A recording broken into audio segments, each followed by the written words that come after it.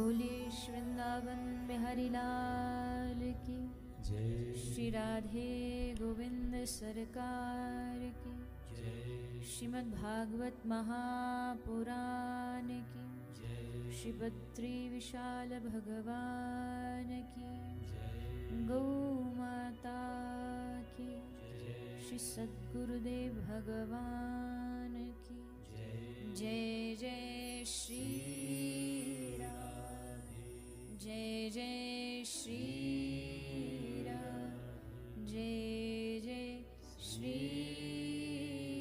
राम। निताई गौर हरि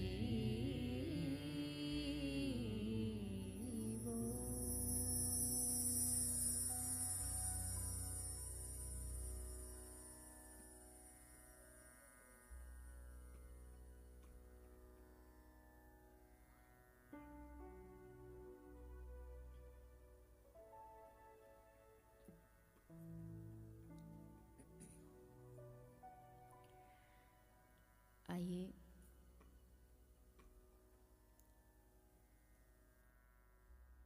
चित्सार सिंधु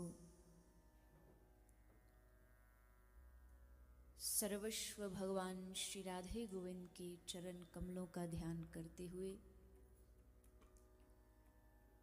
सभी श्रीमद् भागवत गंगा में प्रवेश करें।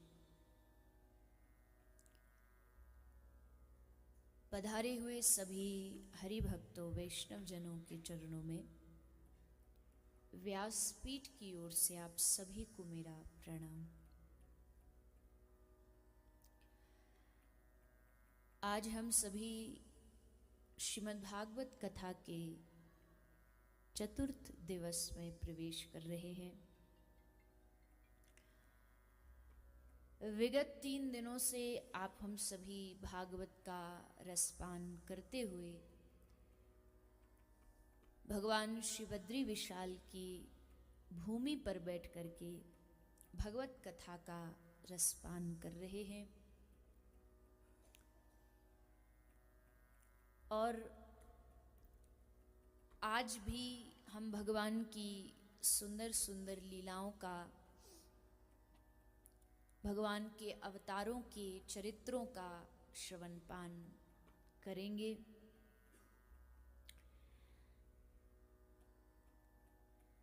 कल भागवत के माध्यम से, प्रसंगों के माध्यम से कई चरित्रों को हमने श्रवण किया। श्री सुखदेव जी के द्वारा राजा परीक्षित को सुनाई जा रही श्रीमद् भागवत कथा में राजा परीक्षित बड़े आनंद के साथ, प्रेम के साथ, श्रद्धा के साथ बैठ कर के कथा का श्रवण पान कर रहे हैं। श्री सुखदेव जी ने सृष्टि का आरंभ, सृष्टि का पालन, सृजन किस प्रकार भगवान ने किया है, किनके द्वारा कराया है, उसके बारे में भी वर्णन किया। श्री ब्रह्मा जी जब नाभि से प्रकट हुए तो ब्रह्मा जी को लगा, भगवान ने आज्ञा दी कि आप सृष्टि का निर्माण करो। ब्रह्मा जी ने कहा कि ये कार्य तो बड़ा ही भारी है, बड़ा मुश्किल कार्य है, ये मैं कैसे कर पाऊंगा। तो भगवान ने ब्रह्मा जी को कहा, एक सूचना के रूप में ब्रह्मा जी को 2 शब्द दिखाई दिए, ता और प। अर्थात भगवान ने ब्रह्मा जी को प्रेरणा दी कि हे ब्रह्मा जी, आप तप करिए, तप से जो आपके भीतर बल बढ़े, उस बल के द्वारा आप सृष्टि का सृजन करो। यही है तप का लाभ, तपस्या का लाभ। लेकिन जैसा हमने पहले दिन भी यहाँ पर चर्चा की थी कि आज के युग में तप क्या है, आज के समय में तपस्या किसको कहते हैं, तो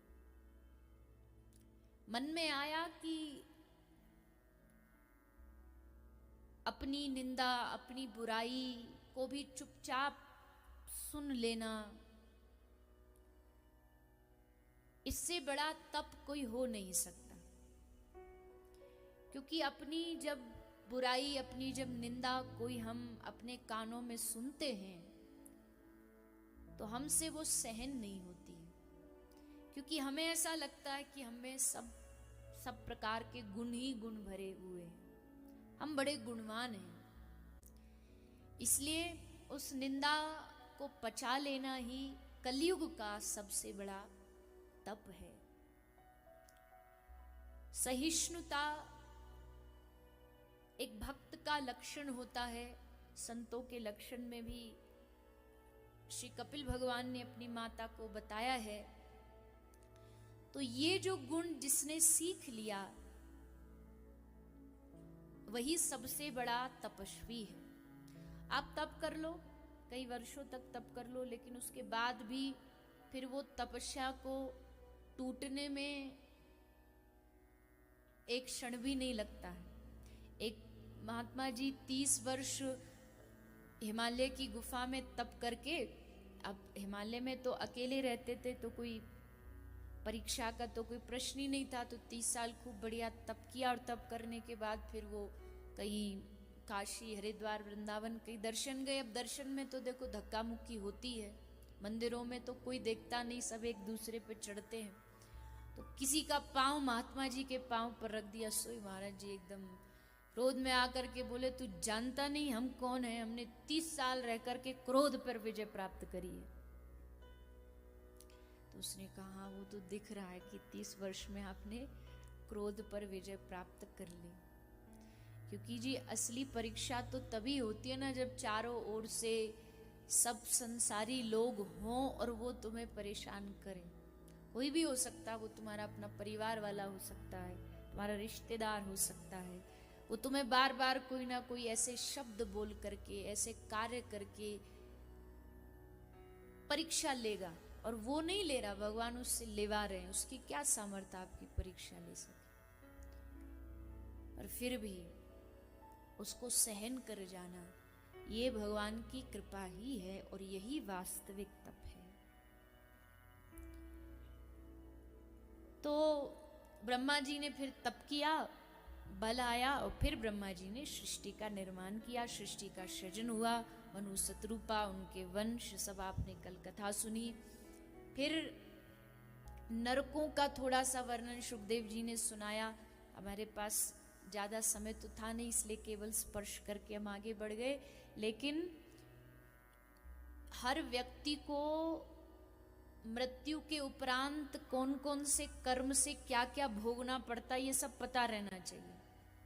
इसको पता रहने से क्या होगा? बोले, इसको पता रहने से हमारी जो गलत कर्म करने की भावना वो खत्म हो जाएगी। अब कई लोग कहते हैं, अजी ये नरक वरक कुछ नहीं होता, ये तो बस ऐसी डराने के लिए है।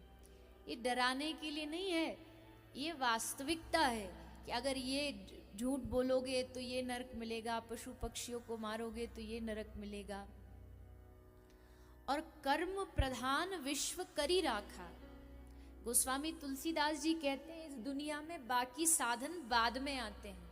भगवान श्री कृष्ण ने भी अर्जुन को कहा, कर्मण्येवाधिकारस्ते मा फलेषु कदाचन। कर्म बहुत हमारे जीवन में महत्वपूर्ण होते हैं, लेकिन हम कर्मों पर कम ध्यान देते, भाग्य पर ज्यादा ध्यान देते हैं। और होता मालूम है क्या है? जब कुछ गलत होता तो हम कहते हैं अरे भगवान ने किया, और जब कुछ अच्छा होता तो अजी हमने किया है, हमने फलानी फलानी जगह पर इतना रुपया दान दिया है। कभी कोई दान देने में कभी आपने नहीं सुना कि कोई दूसरे को कहता हो कि जी इनकी कृपा से, इन्होंने, हमारा क्या? वहां हर जगह हम अपना ही की, हमने दिया है, हमने किया है। और उस पर फिर मंदिर निर्माण कर दिया, हॉल निर्माण, तो उस पर फिर नाम होगा। अजी हॉल छोड़ दो, मंदिरों में एक एक जो मार्बल का जो पत्थर लगा होता है ना, एक एक पत्थर पर दादाजी का नाम, परदादाजी का नाम, उनके सबके नाम लिखे होते हैं। और पत्थर पत्थर नहीं, एक मंदिर में पंखा भी दान कर देंगे ना तो उसकी तीनों पंखड़ी पर पूरे अपने खानदान का नाम लिखवा देंगे। और जैसे यहाँ पंखा घूमेगा तो वहाँ पितृलोक में दादाजी घूमेंगे, यहाँ वो चलता वहाँ वो चलता। कहने का भाव है कि अच्छा करना चाहिए, दान जितना हो सके करना चाहिए, पर उसमें कभी भी अहम ना आए।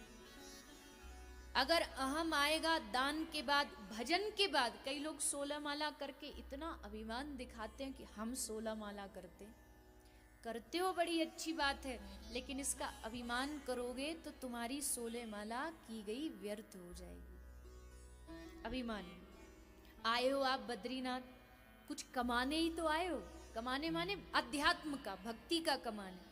तो यहाँ कमा करके जो लेके जा रहे हो, चाहे सत्संग है, चाहे भजन है, चाहे माला है, जो भी है, अब यहाँ से जाकर के अगर आपने अपने घर वालों से कह दिया तुमको पता है कितना कठिन रास्ता है, हम करके आए वहाँ की यात्रा, बस इतना सा अभिमान पैदा होते ही हमारा जो 7 दिन का जो क्रिया, जो परिश्रम, वो सब व्यर्थ हो जाएगा। अजी हम कौन होते हैं करने वाले, ठाकुर जी पकड़ के ले आए यहाँ खींच के, उन्होंने करवा दिया, बढ़िया दर्शन हो गया। ये जब भाव लाओगे तब आपके 7 दिन का यहाँ दर्शन का, श्रवण का जो फल है वो आपको प्राप्त हो। पर वही होता है, आंधा बाटे जेवरी पीछे बाछा खाए।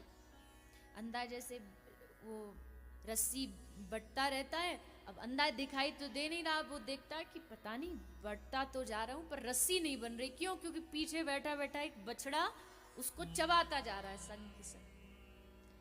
तो ठीक वैसे ही हम जो सत्कर्म करते हैं, जो हम परिश्रम करते हैं, वो कर तो रहे, पर उसके बाद वो धीरे धीरे पीछे जो है वो नष्ट होते चले जाते हैं। एक उदाहरण मुझे बड़ा प्रिय, कई बार मैं कथा में उससे पूछती भी हूँ और उससे शायद लोग को समझ में भी ठीक आ जाता है कि देखो हमारे ब्रज में मीठा खाना, और मीठे में भी सबसे ज्यादा क्या चलता है ब्रज में, है जी? अरे रबड़ी तो पैसा वालों का माल है, खीर। ब्रजवासियों को खीर बड़ी पसंद होती है। तो आप जो लोग बैठे हैं, खासकर जो माताएं बैठी हैं, सबको खीर तो बनानी आती होगी, आती है ना? भाइयों को आती है, किसको आती है? अच्छा, तो खीर बनाने के लिए सबसे पहले क्या चीज की आवश्यकता पड़ती है जी?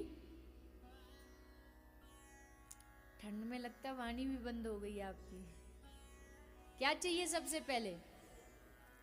दूध चाहिए। खीर बनाने के लिए आपको दूध चाहिए। फिर क्या चाहिए? चावल चाहिए। उसके बाद क्या चाहिए? चीनी चाहिए। और क्या चाहिए?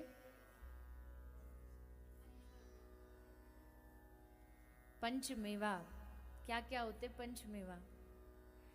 अच्छा, वैसे देखो ना, लॉजिकली देखो तो दूध, चावल, चीनी, खीर बन गई, इतने में हो जाती है और बड़ी स्वाद भी लगती है। और कुछ लोग को लगता है कि नहीं ये सूखी सूखी है, तो उसको और अच्छा बनाने के लिए उसमें क्या डालते हैं? मेवा डालते हैं। और अच्छा बनाने के लिए उसमें क्या डालेंगे? केसर डालेंगे। और स्वादिष्ट बनाने के लिए क्या डालेंगे? तुलसी डालेंगे। अच्छा, और अच्छा बनाने के लिए क्या डालेंगे? इलायची, घी। वाह! और अच्छा बनाने के लिए क्या डालेंगे? है? रबड़ी भी डाल देंगे। वाह! और कुछ है किसी के दिमाग में? भाव डलता है खीर में, भाव। अच्छा, चलो भैया जी कह रहे हैं तो 100 ग्राम भाव भी डाल दिया। और बताइए, हैं? मावा, चलिए मावा भी डाल दिया। और कुछ डाल सकते हैं जी? गंगा जल, वाह, सब भाव में ही बहे जा रहे हैं। चलिए गंगा जल भी डाल दिया। और कुछ बचा? किसी के पास कोई सामग्री रह रही है अभी कि खत्म? ठाकुर जी का अभी पहले बंद तो जाने तो फिर भोग लगाएंगे। अभी तो रखी है चूल्हे पर, है? तो अब तक आग जलाई नहीं थी तो पूरी कच्ची रह जाएगी, अब तक नहीं जलाई तो। चलो अग्नि भी जला दी, है? साबूदाना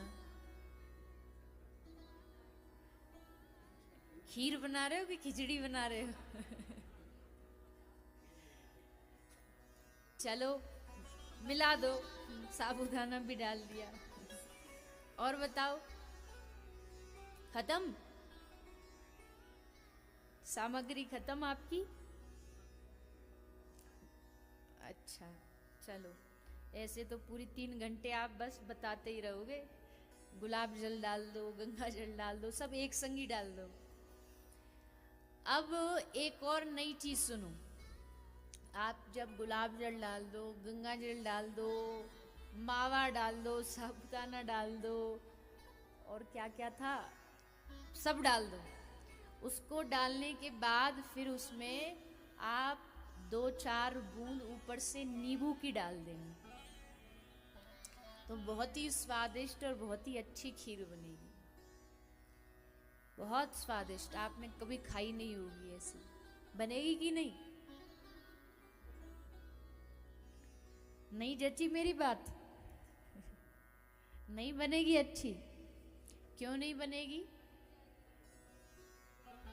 फट जाएगी, सिर्फ 1-2 बूंद से ही फट जाएगी।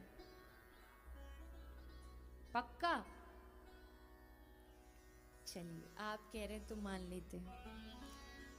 पर अभी जो बात आपने कही ना, यही बात हमारे जीवन में भी एग्जैक्ट होती है।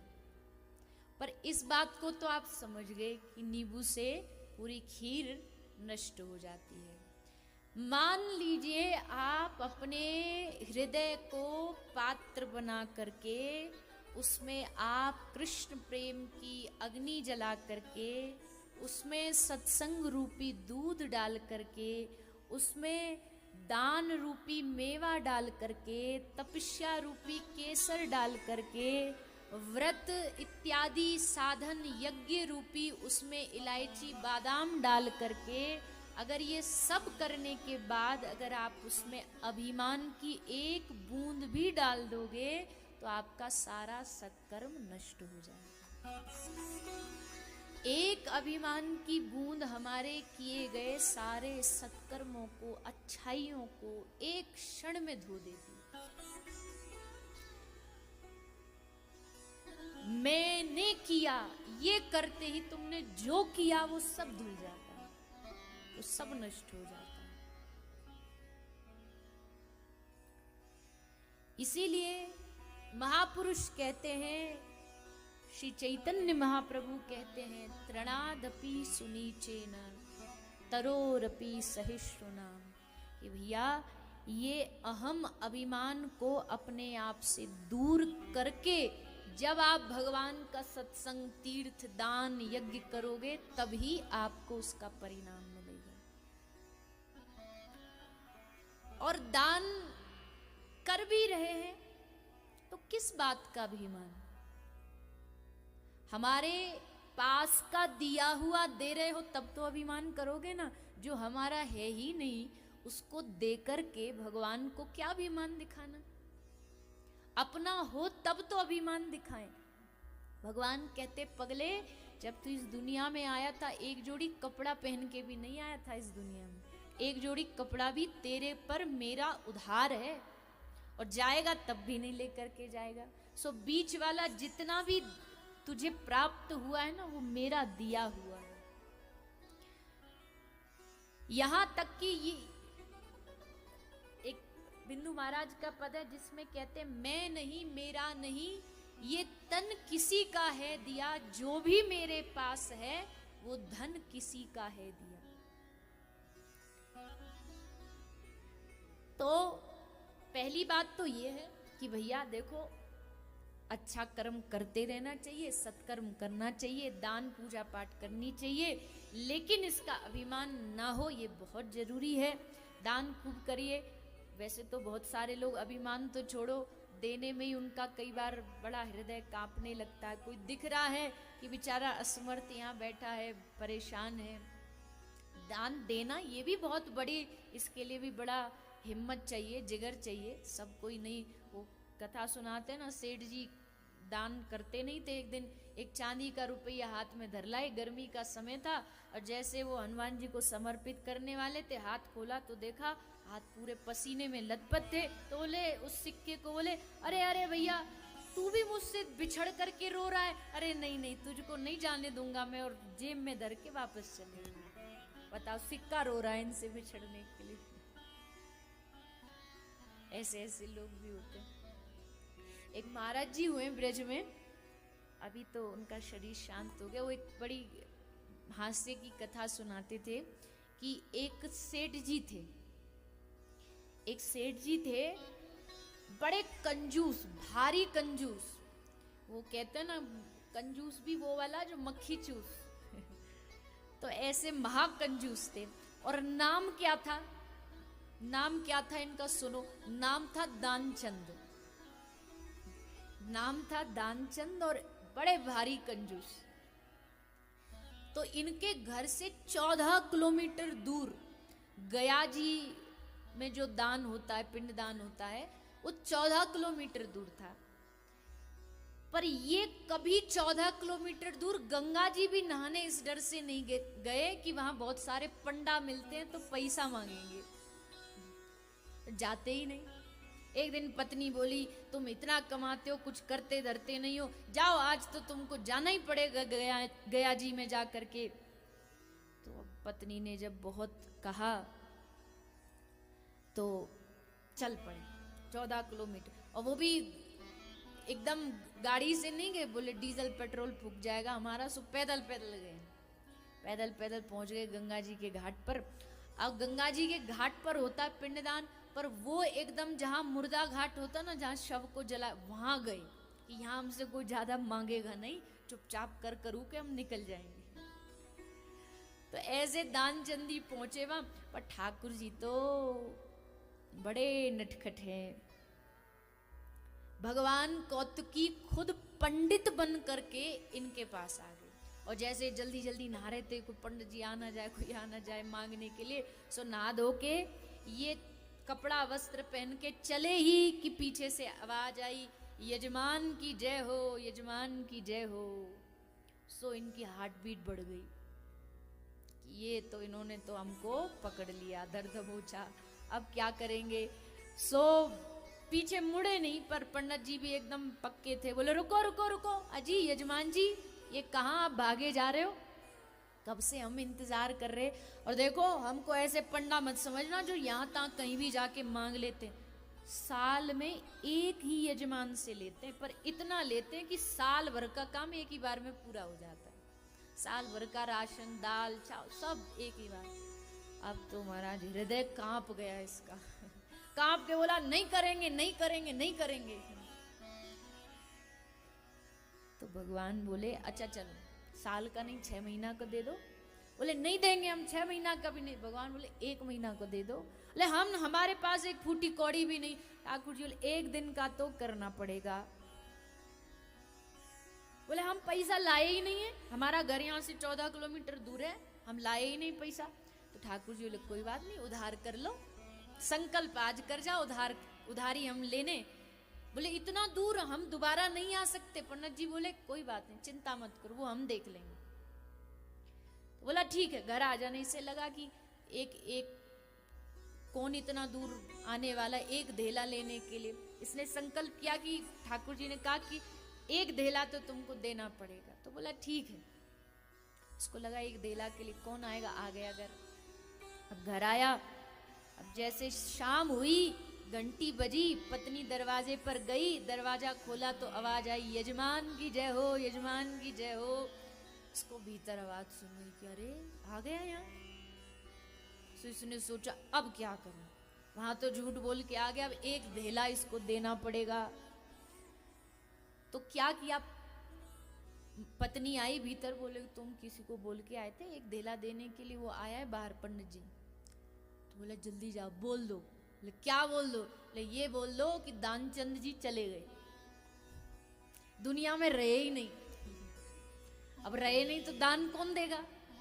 सो पत्नी जाके बोली, पत्नी भी पूरी नौटंकी रोती रोती, अजी मैं तो बर्बाद हो गई, मेरा सुहाग उजड़ गया, अब मैं कैसे जीऊंगी, अब मैं कैसे रहूंगी। अब पत्नी बोले क्या हुआ? बोले दानचंद जी चले गए। तो कौतुकी भगवान बोले पंडित जी रूप में कि अच्छा, अरे राम राम, बड़ा बुरा हुआ, पर हमारे यजमान थे, अब तो उनका पूरा क्रियाक्रम करवा के ही जाएंगे हम। पंडित जी बोली ना ना ना, उसकी आवश्यकता नहीं, हम कर। बोले नहीं, अब तो हमारी जिम्मेदारी बन जाती है, हमारे यजमान है, अब तो करा के जाएं। पंडित जी एक आध सब पड़ोसियों को बुलाए कि भैया दानचंद जी चले गए, पड़ोसी इकट्ठा हो गए, सब आ गए, सब एक, पर दानचंद जी वहीं पड़े एकदम कि नहीं तो धेला देना पड़ेगा अगर बोल गए तो। अब वो काठी तैयार हो गई, वो कंधा पे धरने वाली सब। अब पत्नी को होश आया कि जी मामला बिगड़ता जा रहा है। पत्नी कह रही है अरे नहीं मरे, ये नहीं मरे, ये जिंदा हैं। तो पंडित जी बोले देवी क्या बताएं आपको, आपको बहुत गहरा सदमा लगा है, आया है सो जाएगा, राजा रंग। अब अपना कोई विदा करना इतना आसान थोड़ी, मानते हम तुमको लग रहा है कि नहीं गए, पर ये गए। और दानचंद जी पड़े सुन रहे हैं सब। उस अर्थी पर विराजमान कर दिए गए, कंधा पे भगवान खुद पंडित जी लग करके उनको शमशान तक लेके जा रहे हैं, पर दानचंद जी आंख नहीं खोले। वहां चिता पर एकदम श्वास रोक करके वहां पर विराजमान कर दी, लिटा दिए। अब लिटा दिए, भगवान को लगा कि अजी आज तक तो हम हारे नहीं, पर आज लगता आज हम हारेंगे, ये नहीं जवाब देगा। तो भगवान ने कान में जा करके एक शब्द बोला। क्या कान में जाके बोला? भगवान ने कान में जाके कहा कि भैया मैं हूं भगवान नारायण, तुमको वैकुंठ ले जाने आया हूं। जैसे उसने सुना, सुनकर आंख खोली, और जैसे आंख खोली ये नारायण का, ये तो पंडित जी है, तुरंत आंख बंद कर ली। ये तो पंडित जी आ गए मांगने। सो आंख बंद करके फिर पड़ गए। ठाकुर जी ने कहा जी हम हार मान गए, हम हारे तू जीता। और भगवान ने कहा आज पहली बार हुआ है ऐसा, हम किसी पर इतने राजी, इतने प्रसन्न हैं।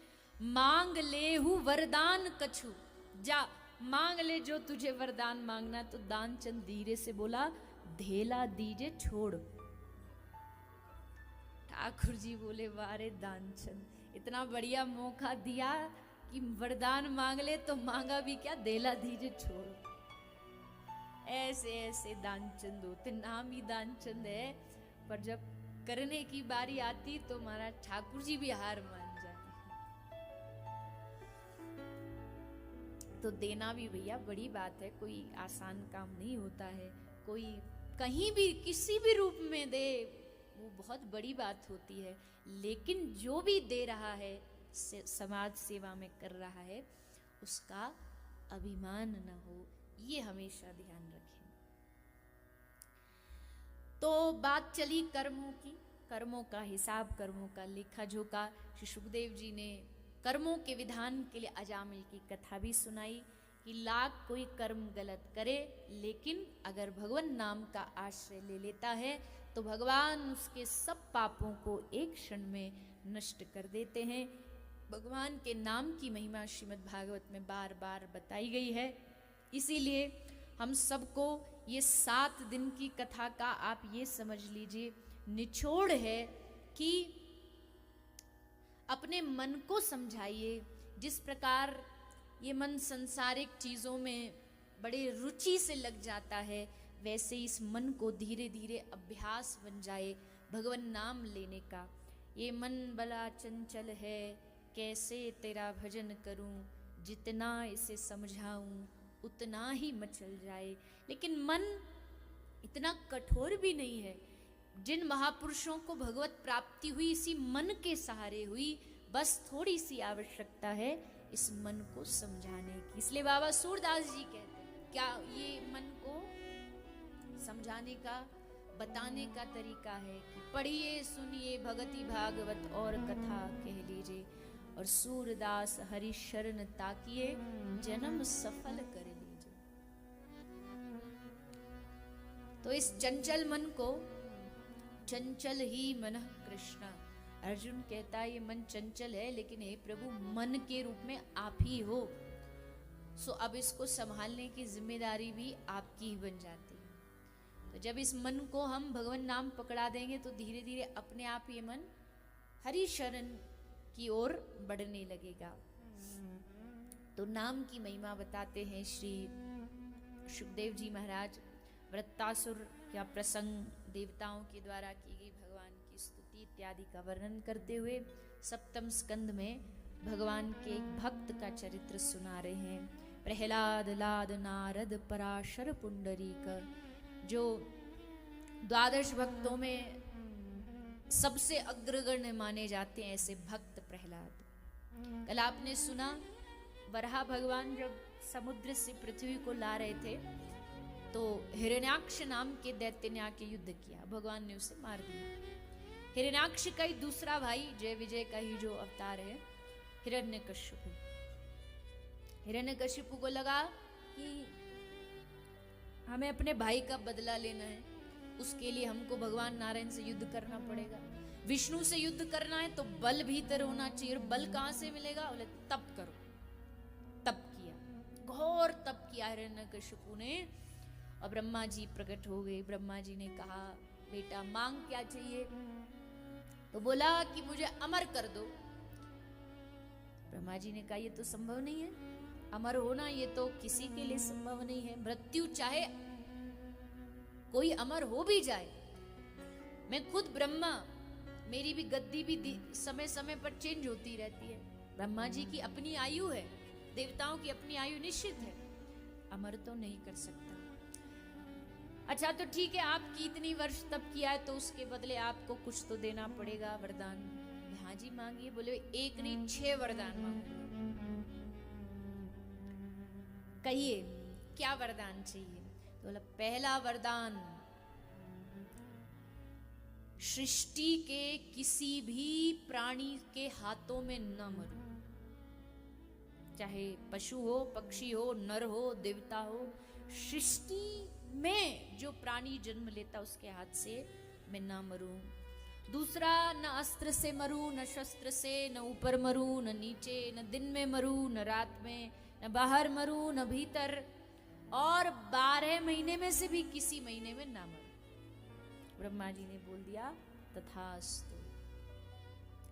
अब ब्रह्मा जी तो बोल के निकल गए, पर अब इसका भुगतान सारे ब्रह्मांड ने दिन रात सबको परेशान करता, भजन कीर्तन नहीं करने देता, जहां सत्संग होता वहां उसको सत्संग को बंद करा देता। मैं ही तुम्हारा भगवान हूं, मैं ही सृष्टि का भगवान हूं, सब जगह यही घोषित करता।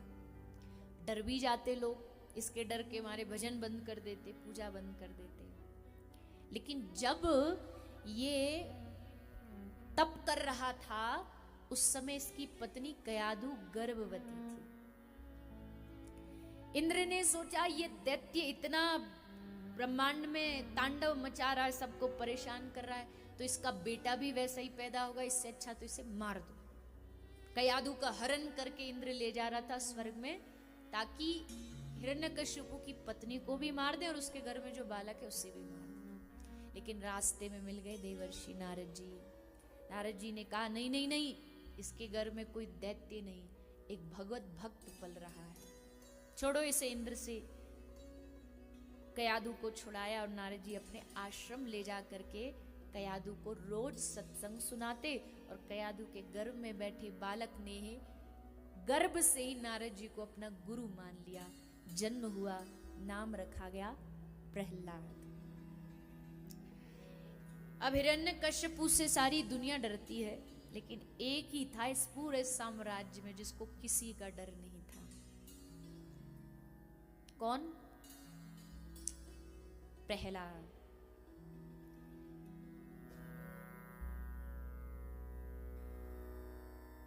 पिता की देख निष्ठुरता, नहीं प्रहलाद घबराया। पिता की देख निष्ठुरता,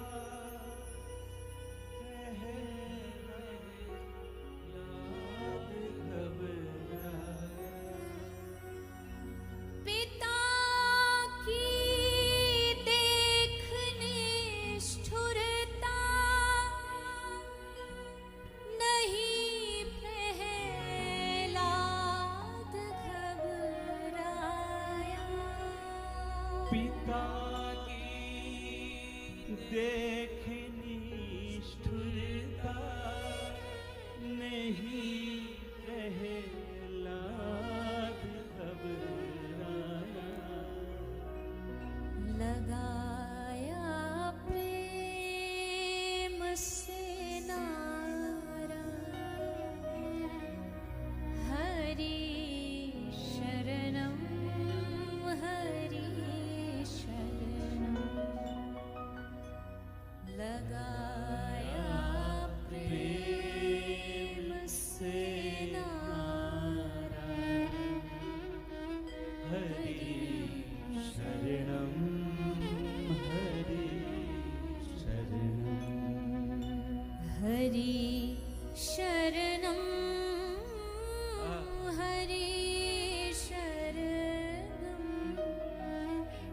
हरि शरणं हरि शरणं। हरि शरणं हरि शरणं हरि शरणं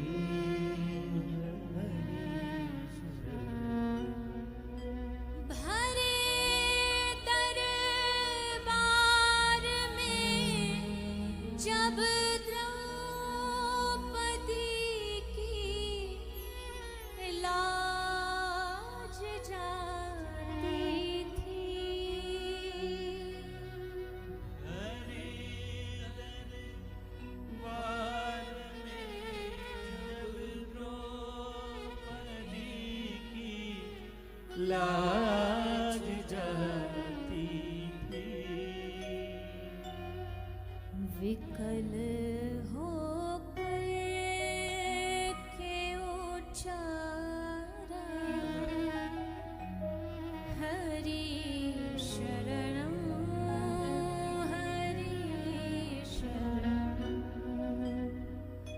विकल होकर के उचारा, हरि शरणं हरि शरणं हरि शरणं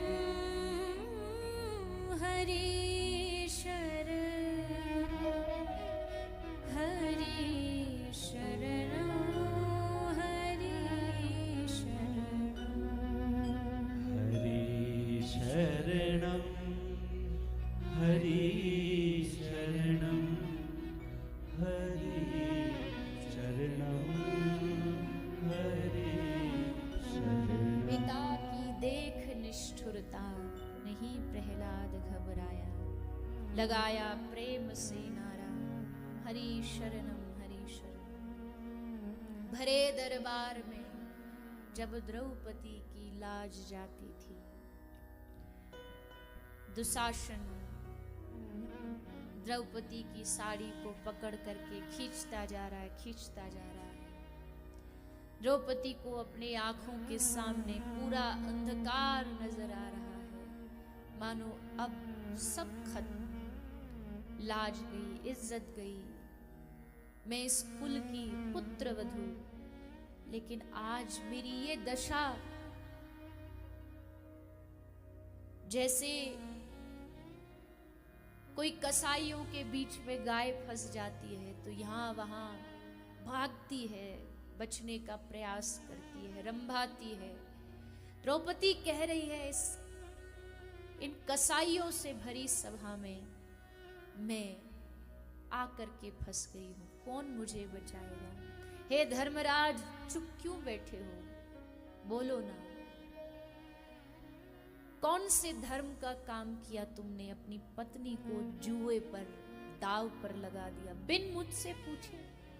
तुमने आज्ञा ली थी मेरी, मैं तुम्हारी पत्नी हूं, लेकिन तुम्हारा अधिकार नहीं है कि तुम मुझे जुए में दाव पर लगा दो। हे अर्जुन, तुम चुप क्यों बैठे हो? तुम्हारे पास तो त्रिभुवन पर विजय प्राप्त करने वाला गांडीव है, लेकिन कौन सर उठाए, कौन मदद करे द्रौपदी की? नजरें झुका के पूरी सभा बैठी रही। अच्छे सभ्य समाज के तथाकथित सभ्य लोग उस सभा में थे, लेकिन किसी ने द्रौपदी की ओर मुंह उठा के नहीं देखा। तब द्रौपदी को लगा कि अब साड़ी का अंत आने वाला है, अंत आ ही गया। अब कहाँ जाऊं, कहाँ छुपूं, कहाँ भागूं, किससे मदद मांगूं? तब याद आया, और याद आते ही द्रौपदी ने अपनी साड़ी को छोड़ करके दोनों हाथ उठा करके भगवान को पुकारा। गोविंद द्वारिकावासिन कृष्ण गोपी जनप्रिय कौरवई परिभूतानां किम न जानासि केशवम। हे केशव, हे गोविंद, हे माधव, क्या तुम नहीं जानते कि इन कौरवों की सभा में मैं द्रौपदी डूबी जा रही हूं? हे प्रभु, अब इस सभा में बचाने वाला आपके अलावा मेरा कोई नहीं है, रक्षा करो, रक्षा करो। द्रौपदी ने देर लगाई भगवान को पुकारने में, पर भगवान ने देर नहीं की। द्रौपदी की साड़ी खत्म होने ही वाली थी कि पूरी सभा ने देखा कि उस साड़ी में एक पीला पीतांबर आकर जुड़ गया।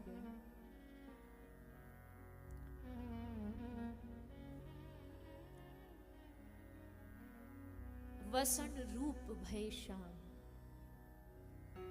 वस्त्र का रूप बना करके, साड़ी का रूप बना करके द्वारिकाधीश, और ऐसा नहीं कि अचानक से, वो कब से प्रतीक्षा में ही बैठे थे कि एक बार द्रौपदी मेरा नाम पुकार लो। अरे द्रौपदी, पूरा नहीं बोल सकती, आधा बोल दे। तू बोल तो। आने को तो कृष्ण कहते हैं बिन बुलाए भी मैं इसके पास जा सकता हूं, क्योंकि इसने जीवन में अनेकों बार मुझे बुलाया है। लेकिन अगर मैं चला गया तो लोग भेदभाव का कलंक लगाएंगे कि जो बुलाते उन तक तुम जाते नहीं, इसने बुलाया भी नहीं तो भी पहुंच गए। इसलिए कम से कम द्रौपदी को कोई कलंकित ना करे, इसलिए द्रौपदी एक बार तो बोल दे, एक बार तो नाम आधा ही पुकार दे, पर बोल तो। और जैसे द्रौपदी ने पुकारा, हरे दरबार में जब द्रौपदी की लाज जाती थी, विकल हो करके उच्चारा, हरि शरणम, हरि शरणम, हरि शरणम, हरि शरण ही केवलम। केवल हरि की शरणागति ही एकमात्र रास्ता है। कोई पूरा डूब रहा हो, गजेंद्र उदाहरण है, गजेंद्र मोक्ष की कथा आगे आती है। गजेंद्र पूरा पानी में डूब चुका था, केवल सूंड मात्र बाहर रह गई। हजारों साल तक गजेंद्र लड़ता रहा ग्राह से, अपना बल लगाता रहा, अपनी शक्ति लगाता रहा, लेकिन फिर गजेंद्र को लगा कि नहीं, ये तेरी बस की बात नहीं है, तुझ में सामर्थ्य नहीं है कि तू इस ग्रह से जीत सके, इसलिए क्या करें। गजेंद्र ने अपनी उस थकी हारी सूंड से कमल तोड़ा और कमल तोड़ के भगवान नारायण को समर्पित किया। हे प्रभु, अब आपके अलावा कोई नहीं। इन कथाओं से एक बात समझ लीजिएगा, दुनिया में कितना भी भटकोगे, कितना भी लोगों के जाके पैरों को पकड़ोगे, आश्रय मांगोगे, मदद मांगोगे, कहीं नहीं मिलेगी,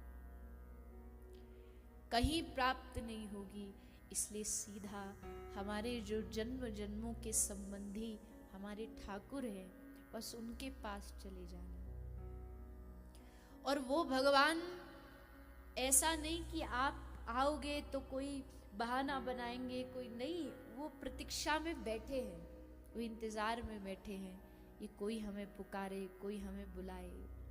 भगवान ने ऐसे ही नहीं कह दिया योग क्षेमम वहां में हम। श्री कृष्ण कहते हैं भला तो छोड़ो, मैं अपने जो मेरा जो शरणागत है, अनन्य जो मुझ पर शरणागत है, उसका मैं योग क्षेम सब वहन कर लेता हूं। एक महाभारत के भाष्यकार हुए हैं, महाभारत पर उन्होंने भाष्य लिखा है। इन्होंने 1,00,000 श्लोक का भाष्य लिखा था दक्षिण भारत में। गीता पर भी भाष्य लिखा। तो गीता पर जब भाष्य लिख रहे थे तो लिखते लिखते ये श्लोक आया, अनन्याश्चिन्तयन्तो माम ये जनाः पर्युपासते तेषां नित्याभियुक्तानां योगक्षेमं वहाम्यहम्। इन्होंने भाष्य लिखा, उसमें लिखा कृष्ण कह रहे हैं योगक्षेमं वहां, मैं अपने भक्त का सुख दुख योगक्षेम सब खुद वहन कर लेता हूं। तो ये जो भाष्यकार थे, इनको ये बात थोड़ी जची नहीं।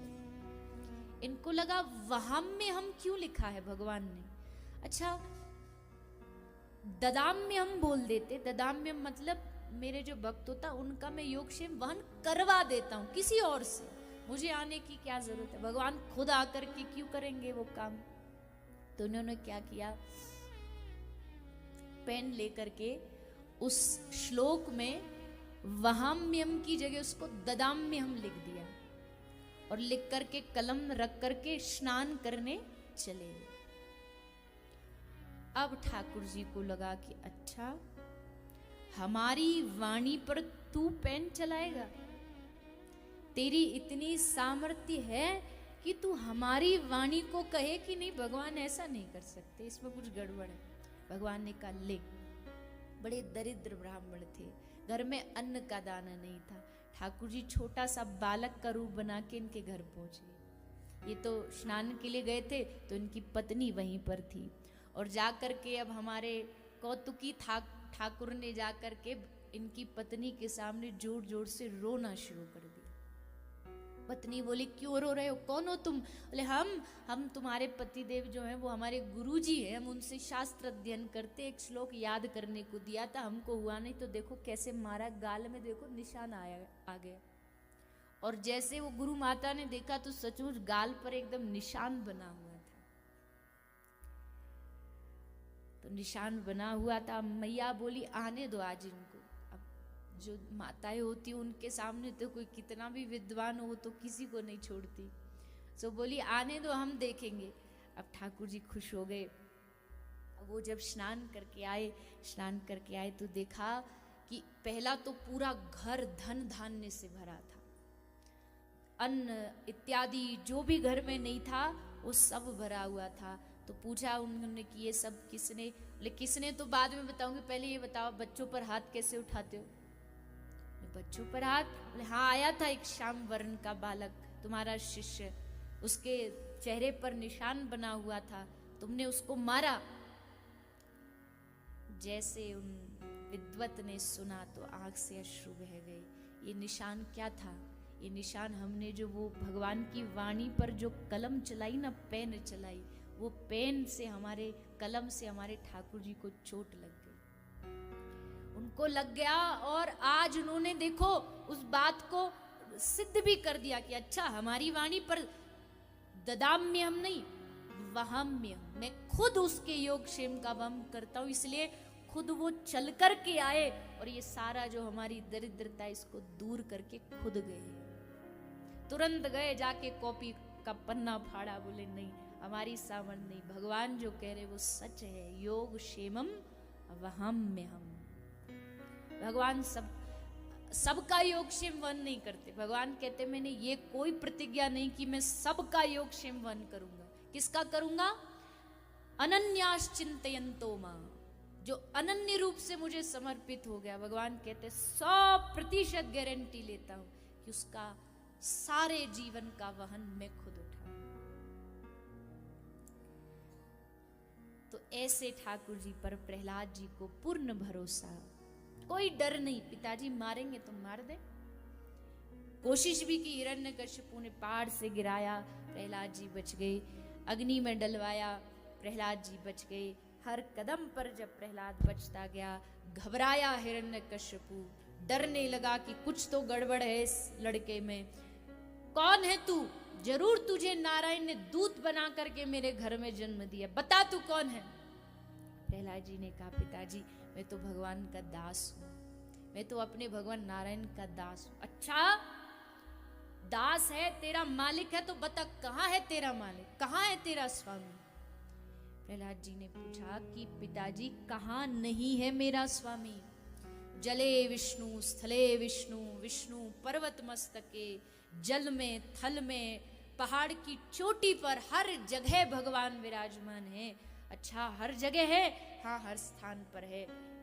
लिया हिरण्यकश्यपु ने खंबा, गदा और सामने खंबे में जोर से प्रहार किया, खंबा फटा और खंबे से स्वयं साक्षात श्री नरसिंह भगवान का प्रागट्य हुआ। बोलिए नरसिंह भगवान की जय। नरसिंह भगवान प्रकट हुए, हिरण्यकश्यपु को पकड़ के अपनी जांघ पर लिटा करके पहले तो उसके सारे वरदान पूरे कर दिए कि आंख फाड़ के देख, बता कौन हूं मैं? नर हूं के पशु हूं? महाराज पता नहीं। ऊपर से नीचे तक देखता है कि समझ ही नहीं आ रहा आप कौन हो। सृष्टि में किसी ने मुझे नहीं बनाया क्योंकि मैं सृष्टि बनाने वाला हूं, मैं सृष्टि से परे हूं। पहला तेरा वरदान यहां खत्म होता। अस्त्र से ना मरू, शस्त्र से ना मरू, कुछ नहीं है मेरे हाथों में, देख ले, ना अस्त्र है ना शस्त्र है। तूने कहा न बाहर मरू न भीतर मरू, तू न बाहर है न भीतर है, तू बीच द्वार पर बैठा है। तूने कहा न ऊपर मरू न नीचे, तो देख न तू ऊपर है न नीचे, तू मेरी गोद मेरी जंघा पर पड़ा है। न दिन है न रात है, संध्या का समय। और बता कौन सा महीना चल रहा है? डरते हुए हिरण्यकश्यपु ने कांपते हुए कहा प्रभु ये तो पुरुषोत्तम मास, अधिक मास 13वां महीना चल रहा है। कहते ही श्री नरसिंह भगवान ने हिरण्यकश्यपु का उदर अपने तीखे तीखे नाखूनों से फाड़ दिया। हिरण्यकश्यपु मारा गया, चारों ओर से पुष्प वर्षा होने लगी। आज भगवान ने एक आतताई का उद्धार किया और अपने भक्त की रक्षा की। इस प्रकार भक्त शिरोमणि भक्त प्रहलाद जी ने आके भगवान की स्तुति की। भगवान ने कहा मांगो क्या चाहिए? निष्काम भक्ति का वरदान श्री प्रहलाद जी ने मांगा। ये बड़ी प्यारी संक्षेप में ही हमने श्रवण किए, क्योंकि आगे भी अभी बहुत सारी कथाएं बाकी हैं, अवतार बाकी हैं, तो थोड़ा थोड़ा कुछ कथा संक्षेप में कुछ विस्तार से श्रवण करते हुए आगे बढ़ेंगे। भगवान ने गजेंद्र का उद्धार किया। गजेंद्र और ग्राह दोनों, इन पर भगवान ने कृपा करके गजेंद्र की रक्षा की है। फिर समुद्र मंथन हुआ। समुद्र मंथन में कई सारे रत्न निकले, उच्चैश्रवा, घोड़ा, ऐरावत, हाथी, कामधेनु, गैया। गैया मैया का प्रागट्य, गौ माता का जो प्रागट्य है कहां से हुआ है जी? समुद्र मंथन, समुद्र से। और समुद्र की पुत्री गौ माता हो गई। और ये श्री लक्ष्मी जी की अग्रजा है। माता जो लक्ष्मी है उनकी बड़ी बहन है, क्योंकि लक्ष्मी मैया भी समुद्र से प्रकट हुई और एक ही दिन प्रकट हुई। लक्ष्मी जी कौन से दिन प्रकट हुई है? बोलिए, अजी भूल गए? दीपावली पर सब तिजोरी खोल खोल के जब बैठते हैं पूजन करने, लक्ष्मी मैया आ जाओ, लक्ष्मी मैया, सब घर पुकारते हैं, बुलाते हैं, सब धन धान्य का पूजन करते हैं। कार्तिक मास में अमावस्या के दिन माता लक्ष्मी जी का पूजन होता है, तो उसी दिन लक्ष्मी जी का प्रागट्य और उसी दिन गौ माता का प्रागट्य। लक्ष्मी जी शाम को मतलब संध्या की बेला में प्रकट हुई, इसलिए संध्या की उनको पूजन होता है, लक्ष्मी पूजन शाम को होता है।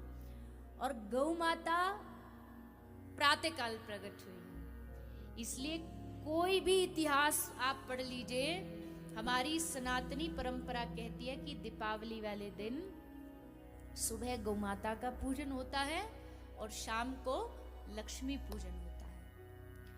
पर हम स्वार्थी जीव अपने काम की चीज तो हमने पकड़े रखी, और जो हमें लगा हमारे काम की नहीं सो हमने छोड़ दी। लक्ष्मी जी का पूजन तो हमें याद रहा, पर गौ माता का पूजन भी उस दिन होता है, ये भूल गए। बहुत कम लोग हैं, थोड़ा बहुत जो कथा सत्संग से जुड़े वो तो करते हैं, बाकी अधिकतर लोग जानते ही नहीं कि आज गौ माता का प्रागट्य, सुबह सुबह उनकी पूजन होनी चाहिए। तो चलो, अब तक नहीं पता आपको था तो कोई बात नहीं, अज्ञानता में तो हर भूल माफ हो जाती है, पर अब तो पता है कि प्रातःकाल गौ माता का पूजन हो और शाम को लक्ष्मी पूजन। तो आगे से हर दीपावली को आप प्रातःकाल गौ माता को जरूर पूजन करिए। वैसे तो देखो, भगवान का भजन, गौ माता का पूजन, इसके लिए कोई एक दिन नहीं होता, सब दिन करना ही चाहिए, पर कुछ कुछ विशेष दिन तो ऐसे होते हैं जब छोड़ना ही नहीं चाहिए। दीपावली हो गई, गोपाष्टमी हो गई, अक्षय तृतीया हो गई, आपका खुद का कोई जन्मदिन हो गया, कोई विवाहिक वर्षगांठ हो गई, कोई अच्छा कार्य है, किसी का घर में बेटा बेटी का ब्याह है, तो उनको सुबह सुबह गौशाला ले जाओ, जाकर के उनसे थोड़ी गौ माता की सेवा करवा दो। बिन मांगे आपके बच्चों को, आपके बालकों को गौ माता का आशीर्वाद मिल जाए, पर हम ये नहीं करते। देखो, माफ करना, हम आजकल बड़े बड़े लोग, तथाकथित लोग, ब्याहों में, शादियों में करोड़ों करोड़ों रुपया खर्च कर देते हैं, करोड़ों रुपया खाने में खर्च कर देते हैं, लेकिन जब बात गौ माता को चारा देने की, गुड़ देने की आती है, तो सब भूल जाते हैं कि हमें ये भी करना है। देखो, जो शादी ब्याह में आएंगे आपके बाराती, वो तो खुद ही अच्छे समृद्ध लोग हैं, उनके पेट तो खुद ही पहले भरे हुए हैं। बड़े बड़े अच्छे अच्छे होटल्स लोग बुक कराते, जिसमें एक एक जो प्लेट होती है 1000, 2000, 5000 रुपया की एक एक प्लेट होती है। उसमें भी क्या करते हैं बाराती, आधा खाएंगे और आधा छोड़ के फैला करके जाएंगे। तो आप जो फेंक रहे हो और जिनको खिला रहे हो वो खुद भरे हुए हैं, तो जिनका पेट खाली है, जिनके पास एक समय का भोजन उपलब्ध नहीं, अगर आप उनको खिला देंगे तो सोचो आपके पुत्र को, पुत्र वधू को, आपकी बेटी को, आपके दामाद को, जिनका ब्याह हो रहा है, उनको कितना आशीर्वाद प्राप्त होगा। पर हम ये भूल जाते हैं। तो कम से कम जो सत्संगी लोग हैं वो तो कर ले, बाकी दुनिया करे ना करे, हमें उनसे क्या लेना देना, पर सत्संग से जो जुड़े लोग हैं उनको तो करना चाहिए। और अभी आ रही है कुछ समय बाद गोपाष्टमी,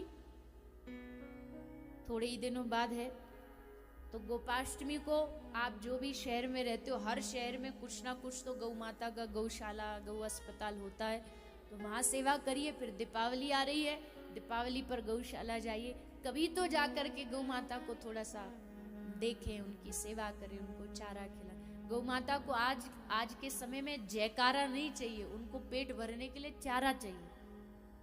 जयकारा तो सब लगाते हैं, अच्छे अच्छे बड़े बड़े हिंदुत्व की बात करने वाले, सनातन धर्म की बात करने वाले कहते हैं हम धर्म को जिंदा रखें, उनके खुद के घर में गाय नहीं है। कहां से धर्म बचाओगे आप? जब गाय नहीं बचेगी तो कहां धर्म बचेगा? धर्म की जो नींव है वो तो गौवंश है ना, तो वही नहीं बचेगी तो धर्म कैसे बचेगा? धर्म को बचाने के लिए हम बहुत सारे साधन करते हैं, पर ये मत भूलिए कि जड़ गाय ही है। वेद कह रहा है गौभिर विप्रैश्च वेदैश्च धरती 7 खम्भों पर 7 स्तंभों पर टिकी हुई है, जिसका पहला जो स्तंभ है वो गाय है। तो सोचो एक कोई घर या कोई भी चीज, पंडाल 7 खम्भों पर टिका हुआ है, धीरे धीरे उसका खंभे जो है वो कटने लग जाए तो बैलेंस बिगड़ेगा कि नहीं बिगड़ेगा? धरती का बैलेंस क्यों बिगड़ रहा है?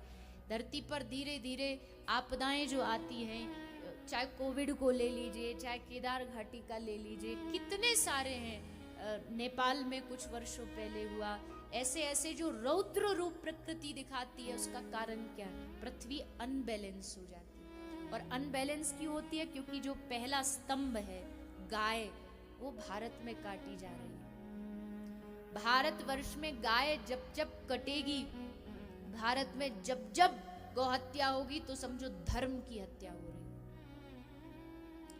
और इसको कहने में ये कोई गर्व की बात नहीं, पर ये बड़े संकोच की बात है कि भारत में आज भी 50,000 गौवंश रोज मरता है, रोज।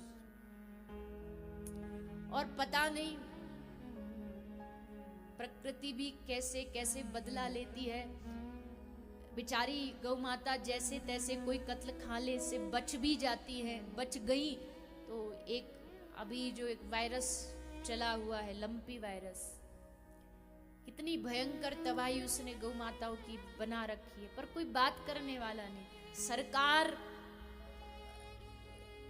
धर्म की सरकार है, और जितने भी अध्यात्म से जुड़े लोग थे, सबने चाहा कि ये सरकार बने जिससे धर्म बचे। लेकिन सोचो आप कि आज कोई अच्छे पद पर बैठा हुआ व्यक्ति उन गौ माता की ओर देखने के लिए तैयार नहीं। इस व्यासपीठ ने हजारों, मैं अपनी बात नहीं करी, हजारों व्यासपीठों ने जो वर्तमान में राज्य सत्ता को संभाल रहे हैं, उनकी बड़ी प्रशंसा की है, प्रशंसनीय कार्य किए हैं उन्होंने। राम मंदिर हो गया, बहुत सारे ऐसे मुद्दे हैं जो सही हुए, लेकिन कभी जब ऐसी चीजें देखने को मिलती हैं कि ना तो सरकार, ना प्रजा, ना लोग, ना पब्लिक, किसी का ध्यान उस तरफ नहीं जाता। अभी तक के आंकड़ों में 70, 80, 90 हजार गाय लंपी वायरस से मर चुकी हैं। और इतनी भयानक रोग है, आप उसको देखेंगे, गौ माता का जो शरीर होता है जैसे कोई कोड़ी होता है, वैसा शरीर पूरा लहूलुहान हो जाता है, खून निकलने लगता है। एक नई और भी चीज, वो गौ माता के जो नीचे पैर होता है वो गलने लगता है। ऐसी दशा गाय की हो जाती है। और दिक्कत सबसे बड़ी बात क्या है, इस लंपी वायरस से जो ग्रसित गौ माता, उनको आप स्वस्थ गायों के साथ रख नहीं सकते, नहीं तो ये वायरस उनमें फैलता है। सेम एज कोविड में क्या था कि आइसोलेट करो, अलग रखो जो लोग हो गए हैं। तो ये वायरस में इन गौ माताओं को अस्पताल में भी नहीं रखा जा सकता। हमारा जो हॉस्पिटल है वहाँ कई सारी गाय आई लंपी वायरस की, लेकिन पहले तो हमने मना ही किया क्योंकि 400-500 गाय अभी भी वर्तमान में, तो उनकी जान को खतरा हो जाएगा। लेकिन फिर लगा कि ये गाय, ये भी बेचारी कहाँ जाएंगी, और स्थान तो है नहीं हमारे पास, जितना स्थान है उसमें ऑलरेडी गाय पूरी मात्रा में है ही। तो फिर एक पास में एक छोटा सा कोई स्थान किसी का किराए पर लेकर के वहाँ पर उसको आइसोलेशन सेंटर जैसा बना के, जो भी लंपी वायरस की गाय आती है, जो हमारे अस्पताल के डॉक्टर उनमें से वो वहाँ 2-4 रह करके सिर्फ जो ग्रसित गाय है उनकी सेवा करने में लगे हुए। उपचार कोई विशेष तो है नहीं, बस इतना है कि कुछ कुछ जो बताए हैं औषधियाँ, जैसे नीम के पानी से नहलाओ, गाय का गोबर का वहाँ धुआं रखो, एक दवाई भी, इंजेक्शन भी गवर्नमेंट की तरफ से डॉक्टर्स बता रहे थे। आज से कई साल पहले वायरस आया था, लेकिन इतनी बड़ी मात्रा में नहीं था, तो दवाई मेडिसिन इसकी निकली थी। तो वो मेडिसिन जो थोड़ी बहुत कारगर है, तो उसको लगा करके थोड़ा बहुत जितना बचाव हो सके गौ माता का किया जा रहा है। पर दुख की बात यह है कि लोग जागते नहीं, स्वार्थवश कह लीजिए या ये कह लीजिए, हम क्यों करें, हमें क्या उससे लाभ है। लेकिन लाभ, हर चीज लाभ के लिए नहीं की जाती है, कुछ चीज सेवा और अपनी हृदय की शांति के लिए भी करना चाहिए। अन्यथा तो इस पाप से भरे युग में कौन गौ माता को बचाएगा, कौन उनकी रक्षा करेगा। भगवान से ही प्रार्थना कर सकते हैं, हे प्रभु अब तो आप ही कुछ करोगे, आप ही कुछ कर सकते हो तो ही ये वश में होगा, अन्यथा तो जो जीव बोल भी नहीं पाते, क्या बोलेंगी वो गौ माता, क्या कहेंगी। शिकार हैं भी रोग से तो क्या बोलेंगे कि हमें क्या परेशानी है। हे गोविंद, हे गोपाल, आप ही अपनी गैयाओं को बचाइए, अन्यथा कौन इस स्वार्थ भरे युग में करने वाला है।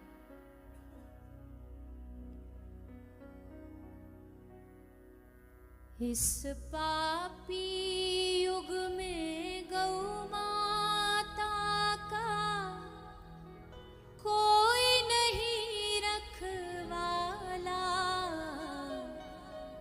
हे गोविंदा गोपाला, हे गोविंदा गोपाला, हे गोविंदा गोपाला, हे गोविंदा गोपाला, हे गोविंदा गोपाला, हे गोविंदा गोपाला, हे गोविंदा गोपाला, हे गोविंदा गोपाला। इस पापी युग में गौ माता का कोई नहीं रखवाला, हे गोविंदा गोपाला, हे गोविंदा गोपाला, हे गोविंदा गोपाला। जो सबको दूध पिलाती है उसका ही खून बहाया, जय गौ माता जय गौ माता, जय गौ माता, जय गौ माता। धिक्कार, हे गोविंदा गोपाला, हे गोविंदा गोपाला, गोपाला, हे गोविंदा गोपाला। अब गली गली में फैल रहे गौ माता के हत्यारे, जय गौ माता, जय गौ माता, जय गौ माता, जय गौ माता। हे कान्हा का है नंद बाबा की आन, तुम्हें सौगंध यशोदा माँ की, जय गौ माता, जय गौ माता, जय गौ माता, जय गौ माता। परित्राण करो धन गोपाला, हे गोविंदा गोपाला, हे गोविंदा गोपाला, हे गोविंदा गोपाला, हे गोविंदा गोपाला, हे गोविंदा गोपाला, हे गोविंदा गोपाला। हे गोविंदा गोपाला, हे गोविंदा गोपाला, हे गोविंदा गोपाला, हे गोविंदा गोपाला।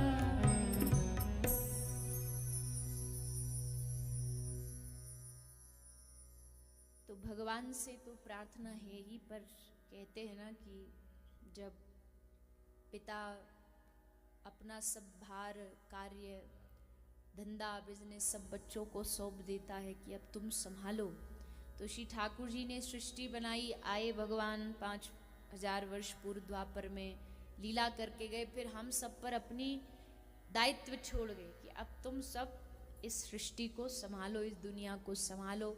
वो अलग बात है कि हमने सृष्टि को कुछों ने अच्छा भी बनाया, कुछों ने बुरा भी बनाया, लेकिन प्रयास करते रहना चाहिए कि कभी भी ऐसा कोई कष्ट, कोई अत्याचार दिख रहा है, गौ माता तो है ही, वो तो हमारी माँ ही है, लेकिन संसार का कोई भी जीव, कोई भी प्राणी, कोई भी पशु आपको दिख रहा है तो मानव होने के नाते, मानव होने की जिम्मेदारी निभाएं, आगे बढ़ें और मदद करें। तो समुद्र से प्रागट्य होता है माता लक्ष्मी का, गौ माता का।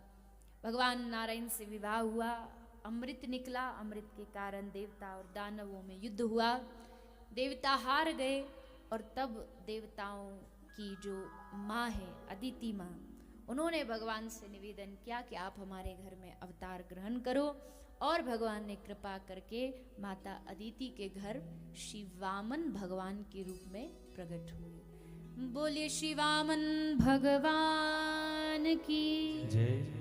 वामन भगवान प्रगटे, छोटे से ब्राह्मण बन के आए हैं, सुंदर रूप बना के आए हैं। बलि मोहित हो गया, बलि को लगा रे वाह, हमारे यज्ञ में कोई ब्राह्मण आ गया तो मतलब यज्ञ पूरा हो गया। बलि ने स्वागत किया भगवान वामन का, पर वामन भगवान तो छलने आए हैं बलि को। सो बलि ने पूछा क्या लेंगे आप? बोले ज्यादा नहीं, 3 पग भूमि दे दो। बलि बोला इतने बड़े राजा से 3 पग भूमि मांग रहे हो, ये भी कोई मांगने की वस्तु है, कोई अच्छी चीज मांगो। वामन भगवान ने कहा कि अच्छी और बुरी ये तो बाद में पता चलेगी ना, जब हम ले लेंगे 3 पग भूमि। सो बात कम करो, अभी पहले काम ज्यादा करो, पहले ये बताओ दोगे कि नहीं दोगे? बोले कैसे नहीं देंगे, आप हमारे द्वार पर आए हो, लीजिए। भगवान बोले ऐसे नहीं लेंगे, संकल्प करो पहले, क्या पता बाद में तुम अपनी बात से मुकर जाओ तो। 3 पग के लिए क्या मुकरना? बोले नहीं, हम बिना संकल्प के नहीं लेंगे। तो संकल्प के लिए जल मंगवाया गया, पर बलि के गुरु श्री शुक्राचार्य जी को लगा कि कुछ गड़बड़े, देख कर क्या है, कौन आया है। देखा तो ये तो साक्षात भगवान नारायण आए हैं बलि को छलने के लिए। तो गुरु जी ने कहा बेटा इसको कुछ मत देना, ये तेरे पास कुछ नहीं छोड़ेगा, ये साक्षात नारायण आया है। कहते गुरु आज्ञा कभी काटनी नहीं चाहिए, लेकिन बलि गुरु त्यजो। बलि ने यहाँ कोई विरोधाभास नहीं, बात सिर्फ इतनी है कि भगवत सेवा के लिए कोई अपने से अपना भी हो ना, तो उसकी बात को न मानने में कोई पाप नहीं लगता, जबकि गुरु आज्ञा ना मानना सबसे बड़ा पाप है।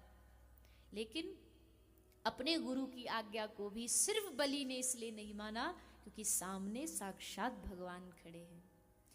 बलि नहीं माना तो गुरुजी ने फिर भी हार नहीं मानी। गुरुजी ने सोचा चेला नहीं मान रहा तो रास्ते तो और भी हैं। तो जिस पात्र में जल भर के लाए थे उसमें शुक्राचार्य जी सूक्ष्म रूप बना के घुस गए। पानी नहीं निकलेगा तो संकल्प कहाँ से होगा? वामन भगवान समझ गए कि गुरुजी आड़े आ रहे हैं, तो भगवान ने एक तिनका लिया और उस पात्र की जो चोंच थी उसमें तिनका डाला, गुरुजी के आंख में लगा और गुरुजी की एक आंख चली गई। गुरुजी के मन में आया तू बहुत बोल रहा है, बीच में एक चली गई है और बोलेगा तो दूसरी का भी नंबर है, इससे अच्छा जो ये करने दो, तुम यहाँ से विदा लेना। सो ये शुक्राचार्य जी चले गए। बलि ने संकल्प लिया, संकल्प लेते ही भगवान वामन से विराट बन गए। एक पग भूमि में पूरी धरती, एक पग भूमि में पूरा आसमान आकाश नाप लिया। तीसरा कहाँ रखूं? तो बलि ने कहा प्रभु तीसरा आप हमारे मस्तिष्क पर चरण रखिए और हमें सदा सदा के लिए अपना बना लीजिए। भगवान ने बलि के मस्तिष्क पर चरण रखा, बलि का संकल्प पूरा हो गया। इस प्रकार भगवान वामन ने बलि पर कृपा की, सुतल लोक का राजा बनाया। फिर भगवान ने मत्स्य अवतार धारण करके वेदों की रक्षा की, राजा सत्यव्रत पर कृपा की और 9वें स्कंद में भगवान के परम अवतार की कथा शुकदेव जी सुना रहे हैं। भगवान के कई सारे अवतार हैं, लीला अवतार हैं, लेकिन उनमें एक है मर्यादा पुरुषोत्तम श्री राम अवतार। भगवान श्री रामचंद्र की कथा श्री शुकदेव जी सुना रहे हैं। जिस वंश में राम जी प्रकटे वो वंश भी बड़ा महान है। महाराज अम्बरीश इस वंश में प्रकट हुए, जिन्होंने भक्तापराध किया श्री दुर्वासा ऋषि ने, तो भगवान ने उनको छोड़ा नहीं। इसी वंश में राजा सगर हुए, जिनके वंश में राजा भागीरथ हुए, जो गंगा मैया को पृथ्वी पर लेकर के आए। इसी वंश में राजा रघु हुए, जिनके नाम से रघुवंश पड़ा, और इसी वंश में भगवान राम जी का प्रागट्य हुआ। तो 9वें और 10वें स्कंद में पहले राम जी की कथा आती है और फिर भगवान श्री कृष्ण की कथा आती है। दोनों एकदम एक दूसरे से ऑपोजिट है। राम जी और भगवान श्री कृष्ण लीला में अगर देखो तो दोनों एकदम एक दूसरे के विपरीत कार्य करते। राम जी एकदम मर्यादा से भरे हुए। राम जी जब चलते थे ना तो एक हाथ जितना लंबा रहता है, एक हाथ लंबे दूर ही बस उनकी दृष्टि जाती थी, इससे आगे कभी नहीं गई, इतना ही। और उसी के विपरीत ब्रज के ठाकुर जी हैं। देखो जब तक ये नैन अपने इधर उधर घुमाए ना, सबके चित्त को चुराए ना, तो इनका मन नहीं लगता। ये मर्यादा से परिपूर्ण है तो लीला से परिपूर्ण है। आपके घर भगवान श्री रामचंद्र जी पधारे, आप उनको एक आसन पर बढ़िया विराजमान सोफे पे बिठा के चले जाओ कि हम थोड़ी देर में आ रहे हैं, घंटा भर बाद भी आओगे तो वहीं बैठे मिलेंगे जहां आप छोड़ के गए। और वहीं ब्रज का कन्हैया आ जाए तो तुम्हारे घर का कोई कोना नहीं छोड़ेगा, सब जगह ढूंढ ढूंढ करके यहाँ ये है यहाँ वो है, सब एकदम। तो राम कृष्ण दो एक हैं, अंतर नहीं निमेश, इनके नयन गंभीर हैं, इनके चपल विशेष। राम जी कोई कार्य ऐसा, राम जी ने कभी मर्यादा नहीं तोड़ी। राम जी मर्यादा तोड़ते नहीं और ये कभी मर्यादा की परवाह करते नहीं। इन्होंने सब मर्यादाओं को तोड़ा। एक भावमयी लीला है, भाव की लीला है ये, कोई ऐसा नहीं कि किसी ग्रंथ में लिखी, भाव की लीला है। मन में हनुमंत राम बसाए, अर्जुन को है श्याम सुहाए। दोनों योद्धा एक समान रे, जैसे अर्जुन वैसे हनुमान रे। एक है राम जी के परम भक्त और एक है कृष्ण के परम भक्त। तो एक दिवस भगवान कृष्ण अर्जुन से फूल मंगाए, पहुंचे अर्जुन कदली वन में, जहां अंजलि लाल सुहाए। अर्जुन महाराज को भगवान ने जिम्मेदारी दी कि आप पुष्प लेके आओ, फूल लेकर के आओ। कौन से वन में गए? जहां पर हनुमान जी पहले से विराजमान थे। तो हनुमान जी ने देखा कि हनुमान जी जय सिया राम बैठे बैठे जाप कर रहे थे। तभी कुछ खटर पटर की आवाज आई तो हनुमान जी ने कहा, अरे कौन, चोरी क्यों कर रहे हो? तो हनुमान जी एकदम सतर्क हो गए। अर्जुन जी, हनुमान जी ने कहा राम जी का बगीचा है। अर्जुन ने कहा कि राम जी का वो तो ठीक है, पर हम तो यहाँ पूजा के लिए फूल लेने के लिए आए हैं ना। हनुमान जी ने कहा पूजा के लिए लेने आए ठीक बात है, पर कम से कम पूछ तो लेते। अच्छा किसकी पूजा करने के लिए लाए हो? तो अर्जुन ने कहा कृष्ण की पूजा के लिए। हनुमान जी बड़ी जोर से हंसे, अच्छा अच्छा अच्छा, तो अब समझ में आया, अच्छा ले जा। तो अर्जुन ने कहा कि अजी हंसे क्यों आप, इसमें हंसने वाली कौन सी बात है? तो हनुमान जी ने कहा कि भैया हमको हंसी इसलिए आ गई कि जिसका मालिक ही चोर है तो उसका जो दास है वो भी तो चोरी करेगा। वो चोरी कर, जिसने उसके स्वामी ने जो उसको सिखाया वही तो करेगा। अर्जुन जी हंसने लगे कि अरे प्रभु आप अब आज्ञा दे दीजिए कि अब हम अपने ठाकुर जी के लिए पुष्प ले जाएं और उनकी पुष्प से सेवा करें। तो ऐसा भाव दोनों राम जी और कृष्ण भक्तों में हमेशा चलता रहता है।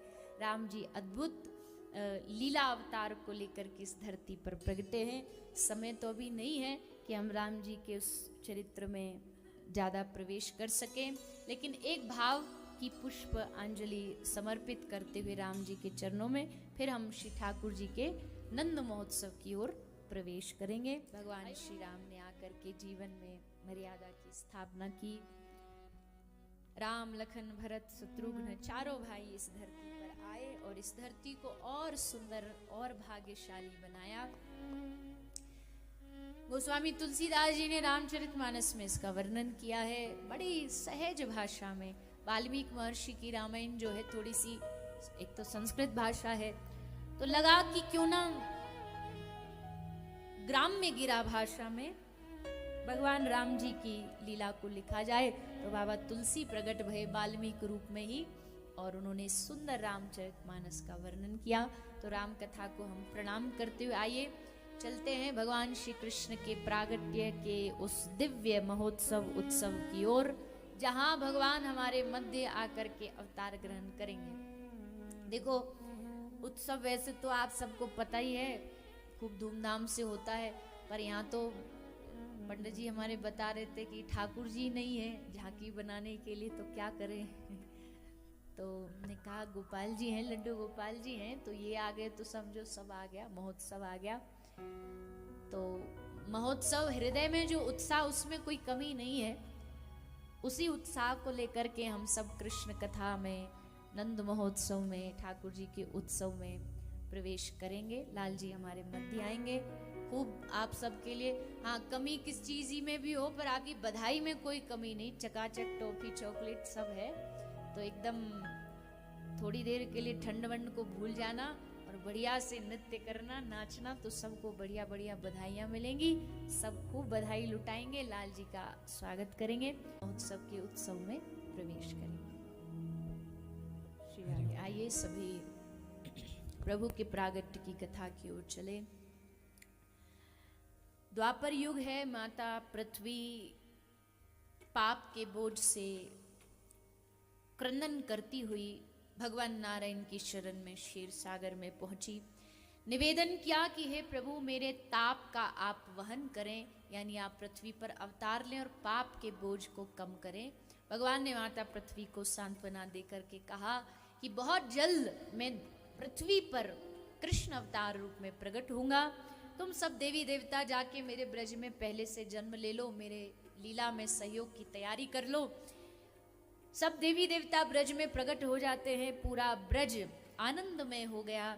इधर मथुरा के राजा महाराज उग्रसेन, जिसका एक बेटा है कंस, कंस के चाचा है देवक, देवक की बेटी है देवकी, देवकी का विवाह हुआ। कंस देवकी को रथ पर विराजमान करके ले जा रहा था, तभी आकाशवाणी हुई कि अरे मूर्ख, इसी का 8वां पुत्र तेरा काल है और तू इसको इतने प्रेम से, लाड़ से, दुलार से लेकर के जा रहा है, ये तेरे काल की जननी है। जैसे कंस को पता चला, तलवार लेके ध्रुव रथ से नीचे उतर करके माता देवकी को मारने को तैयार हो गया। वसुदेव जी ने समझाया, अरे भैया कंस बहन है तुम्हारी, औरत है, स्त्री है, मारोगे, हाथ उठाओगे तो इतिहास में क्या नाम लिया जाएगा तुम्हारा। और वैसे भी आया है, वो तो जाने ही वाला है, मृत्यु तो होनी आज हो 100 वर्ष बाद हो। कंस बोला, खबरदार, ये सब प्रवचन की बातें मुझे मत सुनाओ, ये सब सुनने नहीं बैठा हूं मैं आज इसे नहीं छोड़ूंगा। वसुदेव जी को लगा ये ऐसे नहीं मानेगा। वसुदेव जी ने कहा, अच्छा एक काम करते, आपस में एक निर्णय लेते हैं कि देवकी को मत मारो, देवकी के जो बालक होंगे हम लाके तुमको सौंप देंगे। हर 8 जितने भी पुत्र होंगे, 8 को लाके तुमको सौंप देंगे। ये बात कंस को मति में, बुद्धि में आ गई। उसने माता देवकी को छोड़ दिया। पहला बालक हुआ, बालक को वसुदेव जी लेकर के आए। कंस ने पहली बार तो उसको दया से छोड़ दिया, फिर नारद जी ने आके थोड़ा बताया तो कंस के हृदय में क्रूरता आई और उसने पहले बालक को मार दिया। ऐसे करते करते माता देवकी के 6 बालकों का कंस ने उद्धार किया। 7वां गर्भ माता देवकी धारण करें, उससे पूर्व भगवान ने योग माया से कह करके देवकी मैया का ही 7वां गर्भ माता रोहिणी के गर्भ में डाल दिया और देवकी मैया का ही 7वां पुत्र श्री बलराम जी के रूप में प्रकट हुआ। अब बारी आई 8वें की, यानी ब्रज के लाडले, ब्रज के ठाकुर, हम सबके प्राणाधार, हम सबके चित्त के शिरोमणि भगवान श्री बाल कृष्ण लाल। उनके आगमन के लिए सारी प्रकृति आनंद में डूब गई। भादों का महीना चल रहा था, सुंदर मास होता है, ना बहुत गर्मी ना बहुत ठंडक, मंद मंद शीतल बयार चल रही है, रिमझिम वर्षा चल रही है। भादों का महीना, अष्टमी तिथि, अष्टमी तिथि श्री कृष्ण पक्ष रोहिणी नक्षत्र बुधवार का समय। रात्रि को सारा जगत अपने अपने घरों में सोया था, पर भगवान के स्वागत के लिए कौन जागा था? पशु पक्षी, गाय, मोर, भंवरे मंडरा रहे हैं। कमल रात को ही खिल गए, ये कमल नयन श्री ठाकुर जी आने वाले हैं। बंदर एक डाल से दूसरी डाल पर कूदने लगे, हमारा बंधु आने वाला है, सखा आने वाला है। गाय रंभाने लगी, हमारा रक्षक गोपाल आने वाला है। पूरे आकाश के जो मेघ हैं वो गरज गरज के मानो नगाड़ा बजा रहे हैं। देवता पुष्प वर्षा कर रहे हैं, अप्सराएं, देवता, गंधर्व सब नृत्य कर रहे हैं, रंभा नाच रही है। साधु सज्जन वर्षों वर्षों से तपस्या करने बैठे थे, सबका ध्यान आज भंग हो गया। क्यों? क्योंकि सबके चित्त को चुराने वाला चित्त चोर आने वाला है। और भादों की अष्टमी को रात्रि को ठीक 12 बजे इस जगत पर अपनी कृपा बरसाने के लिए, हम सबको अपना बनाने के लिए, रास रचाने के लिए, गायों की रक्षा के लिए भगवान श्री बाल कृष्ण लाल का प्रागट्य हुआ। बोलिए बाल कृष्ण लाल की। भगवान श्री बाल कृष्ण प्रगटे हैं। श्री वसुदेव जी भगवान को अपनी टोकरी में बिठा के गोकुल ले जा रहे हैं। आइए हम सभी भगवान का स्वागत सत्कार करें और प्रेम और भाव से सभी गाएं। स्वागतम कृष्णा शरणागतम कृष्णा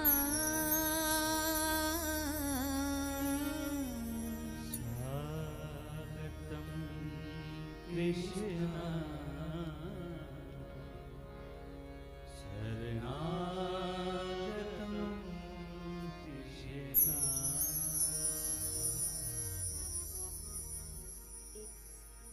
स्वागतं कृष्णा शरणागतं कृष्णा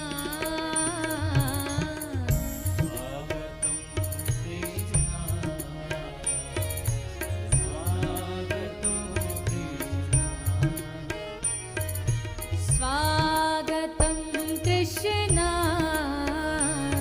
शरणागतं कृष्णा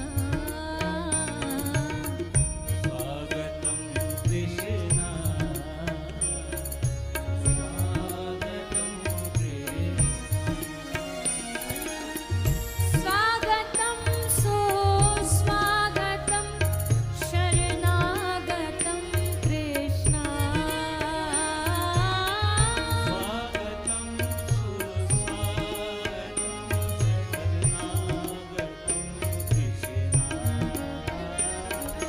स्वागतं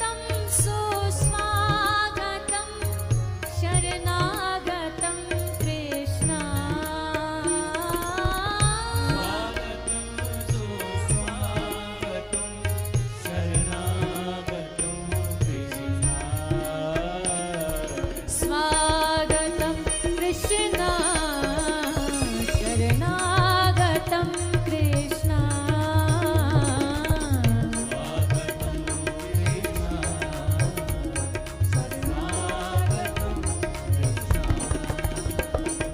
स्वागतं कृष्णा शरणागतं कृष्णा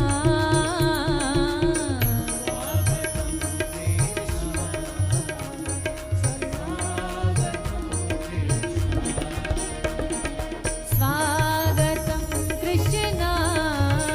कृष्णा शरणागतं कृष्णा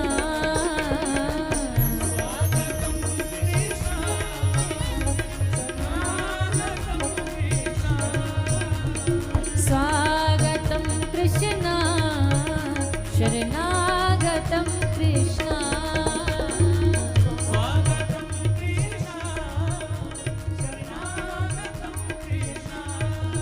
शरणागतं कृष्णा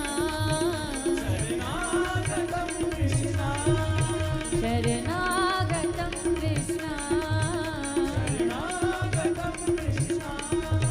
शरणागतं कृष्णा शरणागतं कृष्णा। बोलिए बाल कृष्ण लाल की।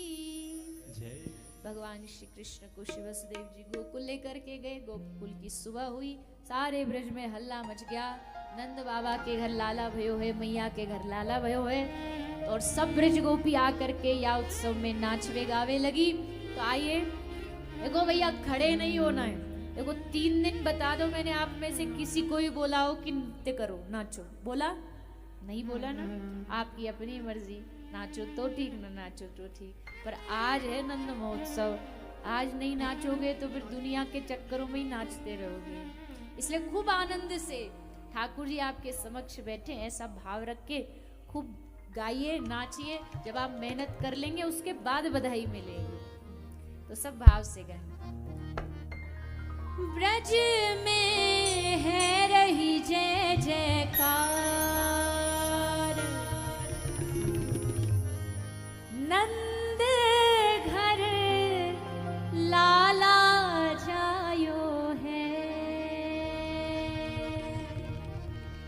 में है रही जय जयकार, नंद घर लाला जायो है। यूथ के यूथ नंद घर आवे, यूथ के यूथ नंद घर आवे, बाल बाल सब हिल मिल गावे, बाल बाल सब हिल मिल गावे। ओ ब्रह्मानंद समान आज सुख सबने पायो है। हाँ, ब्रह्मानंद समान आज सुख सबने पायो है।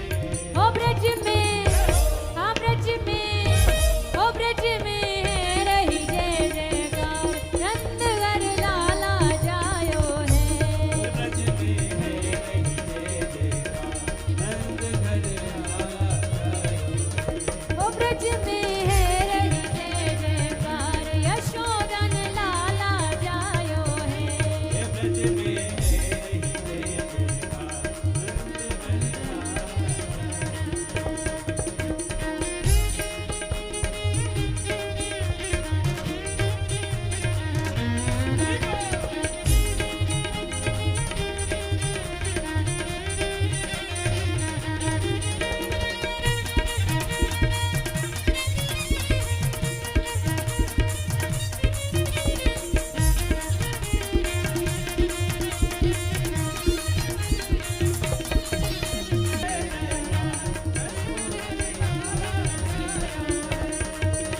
हाँ लाला जायो है, नंद घर लाला जायो है। हाँ, जायो है, नंद घर लाला जायो है। ओ लाला जायो है, यशोदन लाला जायो है।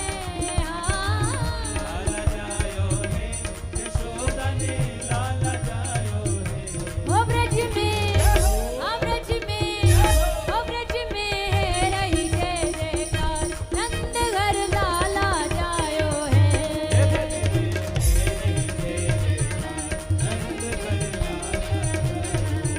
ओ ब्रज में है रही जय जयकार, यशोदन लाला जायो है। यशोदन लाला जायो है। यशोदा ने लाला जायो है। नंद घर लाला जायो है। नंद घर लाला जायो है। यशोदन लाला जायो है। यशोदन लाला जायो है। बोलिए नंद के लाला की।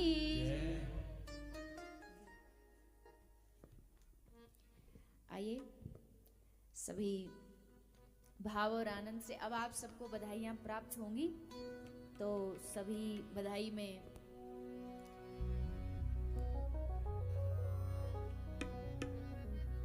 गाएंगे आनंद से और बधाइयाँ प्राप्त करेंगे। क्या गाएंगे? हे नंद के आनंद भयो जय कन्हैया लाल भयो जय कन्हैया लाल की। हे नंद के आनंद भयो जय कन्हैया लाल की। हे नंद के आनंद भयो जय कन्हैया लाल की। जय कन्हैया लाल की मदन गोपाल की। जय कन्हैया लाल की मदन गोपाल की। जय कन्हैया लाल की मदन गोपाल की।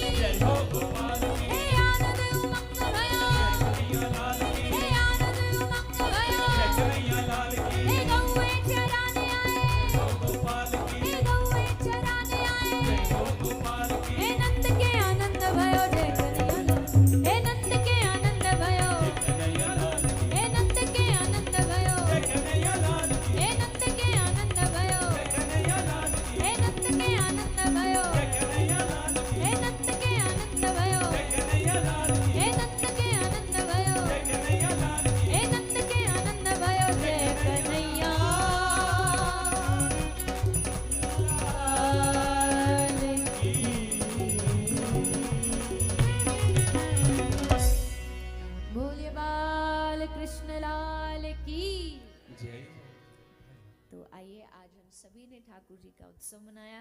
कल हम भगवान की सुंदर सुंदर बाल लीलाओं का श्रवण पान करेंगे।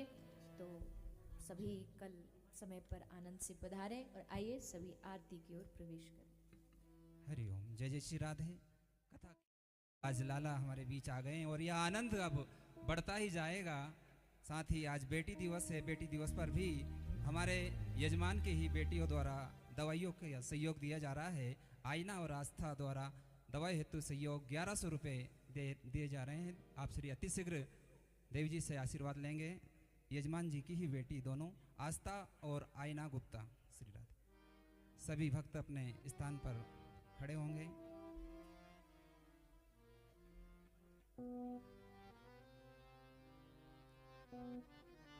श्री राधे। ओम चंद्रमा मनसो जात चक्षुः सूर्यो अजायता स्त्रोत्राद्वायुश्च प्राणस्य मुखा दग्निराजायता।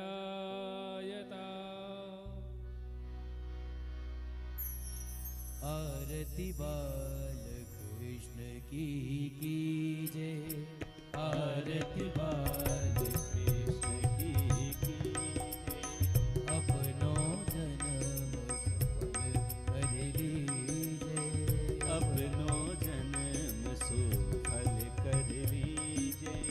श्री यशोदा को परम दुलारो, श्री यशोदा को परम दुलारो।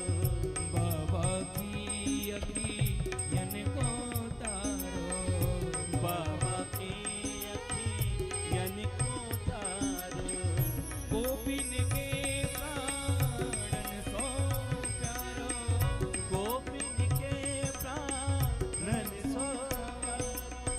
इन पे प्राण न्योछावर कीजे, आरती बाल कृष्ण की। बलदाऊ को छोटो भैया, बलदाऊ को छोटो भैया।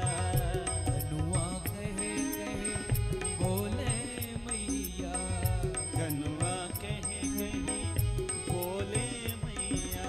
हम परम मुदित मन लेत बलैया, परम मुदित मन लेत बलैया। अब इनको अपनो कर लीजे, आरती बाल कृष्ण की। तोतर बोलन मधुर सुहावे, तोतर बोलन मधुर सुहावे। सखन मध्य खेलत सुख पावे, सखन मध्य खेलत सुख पावे।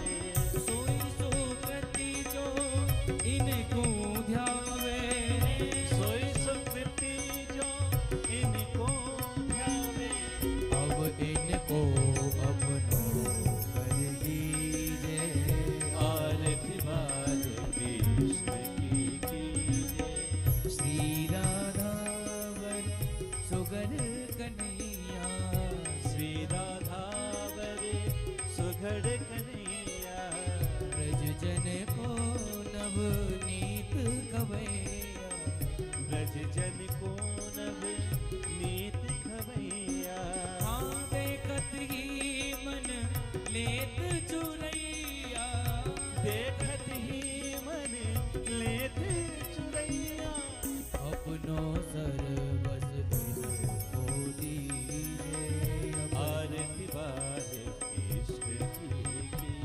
हाँ अपनो जन्म सफल कर लीजे, आरती बाल कृष्ण की कीजे।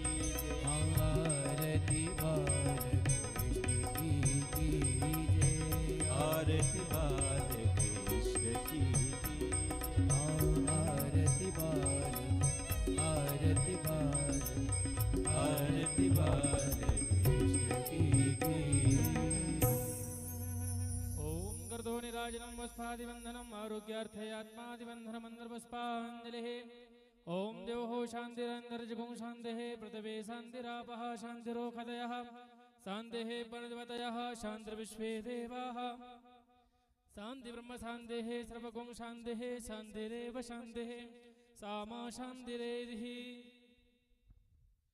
हरिः ओं जदनेन जनमयजन्तदेवास्तानि धर्माणि वर्धमान्यासन्नः ते हनाकं महिमानः सचन्दचतुरपूर्वे साध्याः सन्ति देवाः हरिः ओं एकदन्ताय विद्महे वक्रतुण्डाय धीमहि तन्नो दन्तिः प्रचोदयात् हरिः ओं गोपीः जनवल्लभाय विद्महे वासुदेवाय धीमहि तन्ना श्रीगोपालः प्रचोदयात् सेवन्ति कावकुलचम्बक पाठलाब्जय पुन्नागजाति करवीर रसाले पुष्पै बिल्वप्रिवाल तुलसी दलमञ्जरी भे त्वं पूजयामि जगदीश्वर मे प्रसीदा नानासुगन्धपुष्पाणि यथा कालोद्भवानि च पुष्पाञ्जलिर्मया दत्ता गृहाणा परमेश्वरः मंत्रपुष्पांजलिं समर्पयामि श्रीमद्भागवत महापुराण पुरुषोत्तमाय नमः। बोलिए भागवत महापुराण की, वृंदावन बिहारी लाल की, व्यास जी महाराज की, सुखदेव जी महाराज की, राधा रानी सरकार की, सतगुरुदेव भगवान की, नंद के लाला की, नंद के लाला की, नंद के लाला की, जय जय श्री राधे, जय जय श्री राधे, जय जय श्री राधे श्याम। निताई गौर हरि